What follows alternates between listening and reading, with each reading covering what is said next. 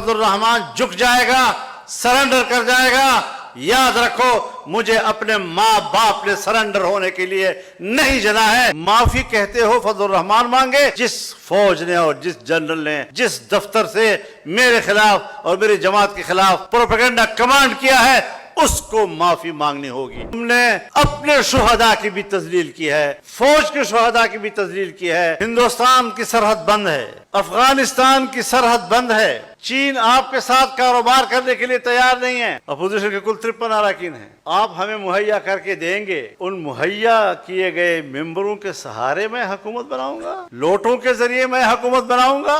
मैं उस घोड़े पर सवार होने के लिए तैयार नहीं हूं कि जिसके बागे मेरे हाथ में ना हो। कर्नल शेर खान अगर हमें मिला, हिंदुस्तान के इसरार के बाद हमने उनका जनाजा वसूल किया है। अपने शुहदा की तौहीन, उनकी तजलील, उनकी तहकीर जो तुम लोगों ने की है, अब अपने जरायम को छुपाने के लिए शुहदा के ओट में छुपने की कोशिश करते हो। एक मौलवी साहब अगले दिन रात को एक खाने पर मेरे साथ बैठा है, मुझे मुबारकबाद भी दे रहा है जलसे की, और अगले दिन रो रहा है बेचारा। तुम में हिम्मत है, मेरी बात, मैंने कोई गालियां नहीं दी तुम्हें, मैंने कोई बदअखलाकी की जुबान नहीं इस्तेमाल की कि कारगिल में आपके कितने जवान शहीद हुए और आपने वहां से कितने शुहदा के जनाजे वसूल किए, जरा बताओ तो सही।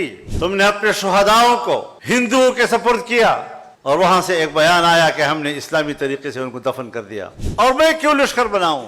मेरी सूबाई हुकूमत मेरे इख्तलाफ भी हो, वो आपसे कहती है कि हम खुद पुलिस को इस्तेमाल करके जंग लड़ सकते हैं, फौज साइड पे हो जाए, तो आप तो सूबाई हुकूमत के ताकत को इस्तेमाल करने के लिए तैयार नहीं हैं और आप आम आदमी को कह रहे हैं कि लश्कर बनाओ। सो मैं ये दर्द लेकर आया हूं आपके सामने। कोई ऐसा अहले दिल हो कि फसाना-ए मोहब्बत मैं उसे सुना के रोऊं, वो मुझे सुना के रोए। और जब पीडीएम का इजलास हुआ करता था तो मैं इन अकाबिरीन के सामने जरूर ये सवाल रखता था कि कम से कम मेरी जिंदगी में हम जनरल ज़िया-उल हक के मार्शल लॉ से लेकर मुसलसल आमरीतों के खिलाफ जंग लड़ रहे हैं। जरा इस बात का तज्जिया तो करें कि इस पूरी जद्दोजहद में जमहूरियत ताकतवर बनी या आमिराना कुव्वत ताकतवर बनी है। हम पहले भी इंतहा पसंद नहीं थे, हम आज भी नहीं है। इंतहा पसंद बनाना, शिद्दत पसंद बनाना, दहशतगर्द बनाना, ये अमरीका और मगरिब की ख्वाहिश है और हमारी रियासतें उनकी इस ख्वाहिश को पूरा करने में दिलचस्पी रखती हैं। इसलिए अगर कोई मजहब का नाम लेता है तो मजहब के नाम लेवा लोगों को इश्तिहाल दो, मजहब के नाम लेवा लोगों को इश्तिहाल देकर उसे असलहे की तरफ राग़िब करो, उसे असलहा उठाने पे मजबूर करो, उसे पहाड़ पे चढ़ने पे मजबूर करो, उसे मोर्चे में बैठने पे मजबूर करो, ताकि हम मजहब का एक तस्वीर दुनिया के सामने पेश कर सके कि ये इस्लाम है, ये मजहब इस्लाम है और ये इस्लाम ये लोगों को लड़ना सिखाता है, मारना सिखाता है, कत्ल गारतगरी सिखाता है। ये तासुर दुनिया को देना कि वो इस्लाम से मुतनफ़िर हो जाएं और फिर उन मुल्कों की रियासती क़ुव्वत को इस बात पर आमादा करना कि वो अपने मुल्क के उन शहरियों के खिलाफ ताकत का इस्तेमाल करके मजहब का नेस्त नाबूद कर दे। जमीयत उलमाए इस्लाम ने ये फैसला किया कि नहीं, मजहब हमारा अमन की बात करता है, मेरा मजहब अमन की बात करता है, इंसानी हुकूक की बात करता है, जान माल और इज्जत और आबरू और उससे वाबस्ता हुकूक की बात करता है। और दुनिया भर में जो कवानीन बनते हैं वो इसी इंसानी हुकूक के तहफ़्फ़ुज़ के लिए बनते हैं। और अगर कानून गालिब है, अगर कानून मुअस्सिर है, तो फिर कोई किसी का हक नहीं मार सकता, कोई किसी को नारवा कत्ल नहीं कर सकता, कोई किसी के घर पे कब्जा नहीं कर सकता, कोई किसी की ज़मीन पर कब्जा नहीं कर सकता, कोई किसी की इज्जत और नामूस को बुरी नज़र से नहीं देख सकता। एक महफूज मुआशरा जिसके हुकूक महफूज हो, जिनकी इज्जत महफूज हो, ہم نے پاکستان میں یہی روش اختیار کی.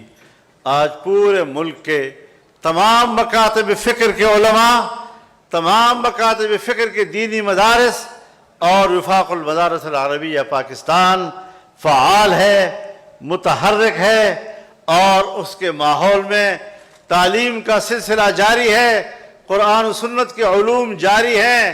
اور آپ آئے ہمارے پاس، آپ آئے، آپ نے ہمارے ساتھ بات چیت کی، آپ نے ہمارے سلیبس پر ہم سے بات چیت کی، اور آپ نے کہا آپ کا سلیبس ٹھیک ہے. آپ نے مدارس کے تنظیم اور اس کے نظام پر بات کی، اور آپ نے کہا آپ کے مدارس کا نظام بھی ٹھیک ہے. آپ نے ہمارے مدارس کے مالیاتی نظام پر بات کی، اور بالآخر آپ نے یہ تسلیم کر لیا کہ آپ کا مالیاتی نظام بھی ٹھیک ہے. یہ 2004 کے دسمبر تک ہم مذاکرات کرتے رہے، اور ان مذاکرات کے نتیجے میں اتفاق رائے ہوا، اور 2005 کے جنوری یا فروری میں دونوں طرف سے اس پر دستخط ہو گئے.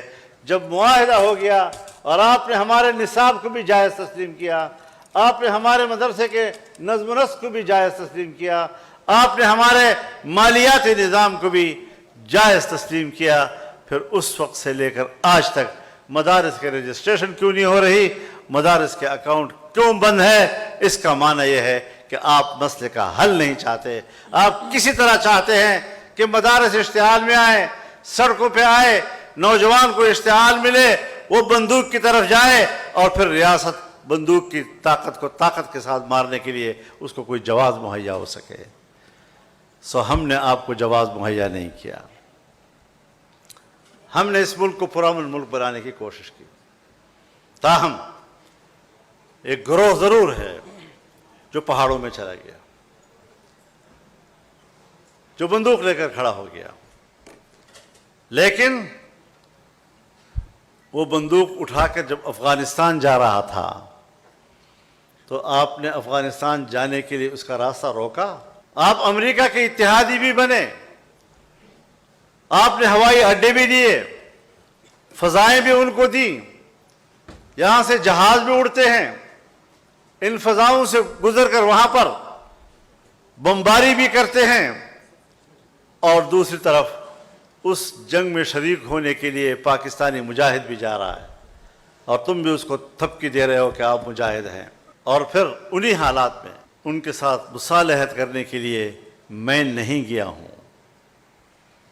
ان کے ساتھ مفاہمت کرنے کے لیے میں نے افغانستان کا سفر نہیں کیا.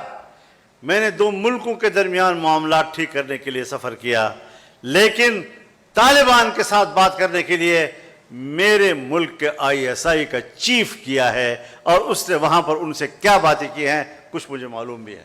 ان دہشت گردوں کو کوئی حوصلہ دلانے کا